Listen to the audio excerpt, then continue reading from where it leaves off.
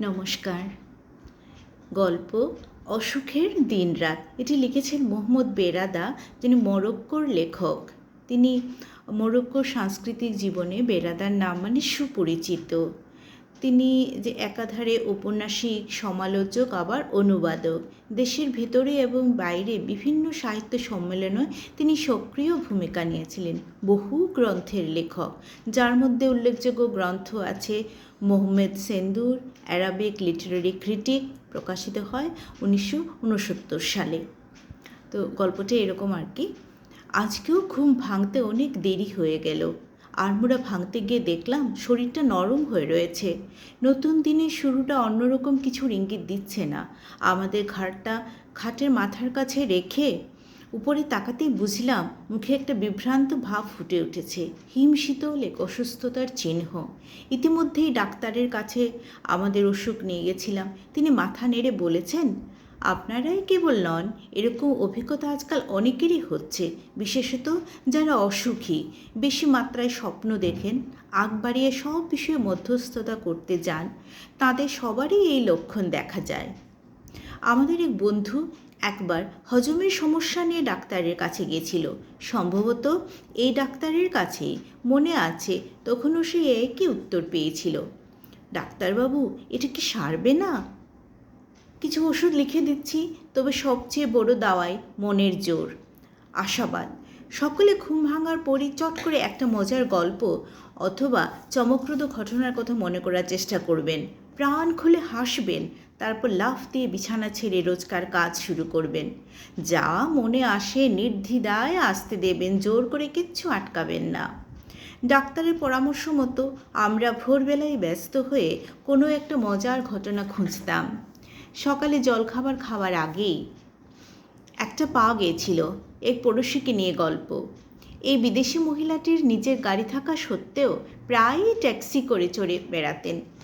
বাড়ির দোরগোড়ায় পৌঁছে এমন ভাব করেন যেন বাড়িতে মানিব্যাগ ফেলে এসছেন। ড্রাইভারকে অপেক্ষা করতে বলে সেই যে তিনি ভাড়া আনতে বাড়িতে ঢুকে যান, ব্যাস, আর তার পাত্তা পাওয়া যায় না। বেচারা ট্যাক্সিওয়ালা জোরে জোরে হর্ন বাজাতে থাকে। বিল্ডিংয়ের অন্যান্য বাসিন্দারা জানলায় উকি মেরে বোঝার চেষ্টা করে কেন এমনটা ঘটল। ড্রাইভার তো আর জানে না মহিলা কোন ফ্ল্যাটে থাকেন। খানিকক্ষণ চেঁচামেচি করে সে পাত্তারি গোটায়, আর তখনই ওই মহিলা ফ্ল্যাট থেকে উচ্চস্বরে হাসির আওয়াজ ভেসে আসে। হা হা হা, যতক্ষণ না চোখ ফেটে জল পড়ে আমরা হাসি থামাই না। মনে মনে ওই পড়শিকে ধন্যবাদ দিয়ে লাফ মেরে বিছানা ছাড়ি। গ্রীষ্মের ছুটিরও আরও একটা দিন শুরু হয়। অনেকটা সময় কেটে যায় আমাদের লাইব্রেরির ভেঙে চুরে যাওয়া শেলফগুলোর সামনে। বেশিরভাগ বই পড়া হয়নি, সময় পেলেই পড়ব এই ভেবেই হয়ে ওঠেনি। লাল মোরক্কো চামড়ায় বাঁধানো একটা বই বড় প্রিয়, ঘুরে ফিরে আমাদের হাতে চলে যায়। লেখক মোহাম্মদ বিন আবদুল্লাহ আল মুকায়েত 40 বছর আগে মারাকেশে থাকতেন। বইটার নাম দীর্ঘ মারাকেশে একাকী ভ্রমণ অথবা ভাসমান দুর্ভাগ্যসমূহের আয়না। তাঁরই লেখা অন্য একটি বই যাজকের ঐতিহ্য থেকে মুখ ফেরানো ব্যক্তিদের মাথার উপর খাড়া ঝুলছে। শেখ আবদেল হাদি এরপর বলতে থাকলেন, পরীক্ষক এবং পরীক্ষার্থী দুজনেই সেই দশম শতকের বাসিন্দা, যে সময়টা ছিল অন্ধকারে ঢাকা। মানুষ কাঁপছে শাসকদের অত্যাচারে, তারা প্রজাদের হাড় মাংস চিবিয়ে খাচ্ছে, শুষে নিচ্ছে রক্ত। কোনো ধর্মের মানুষ সেখানে নিস্তার নেই।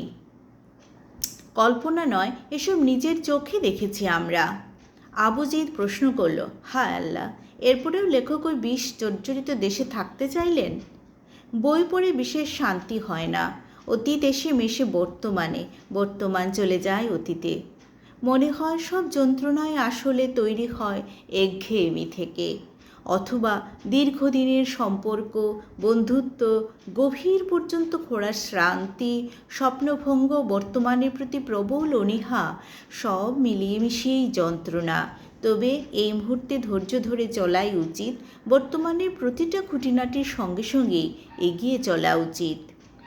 60 পেরিয়ে যাওয়া এক প্রবীণ আত্মীয় আজ দুপুরে আমাদের সঙ্গে খেতে এসেছেন।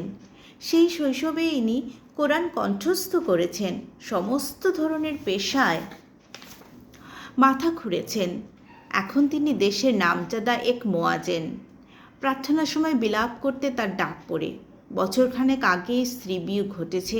আত্মীয়দের মধ্যে থেকে একজনকে বেছেছিলেন বিয়ের জন্য।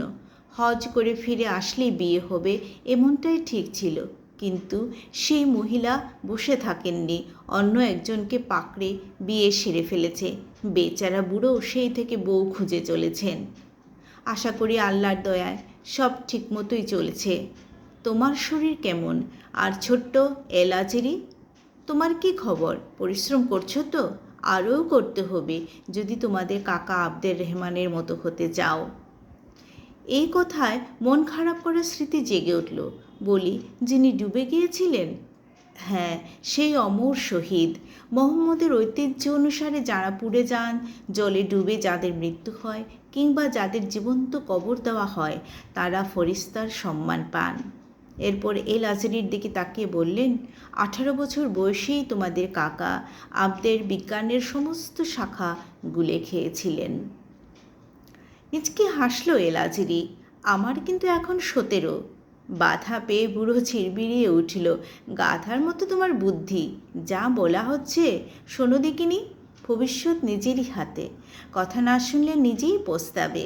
ভেবেছোটা কি হাত বাড়ালেই খাবার মিলবে? ভুলেও ভেবো না যে দুনিয়াটা খুব সহজ। চাঁদটা মাখন দিয়ে তৈরি। আজ এইটুকুই থাক। আর একটু আছে, আমি অন্য একটা পার্টে এটা শেষ করে নেব। গল্পটা একটু অন্য রকমের, তো ভালো লাগবে শুনুন। আর ভালো লাগলে লাইক করবেন, সাবস্ক্রাইব করবেন প্লিজ। আজ আসি, টাটা।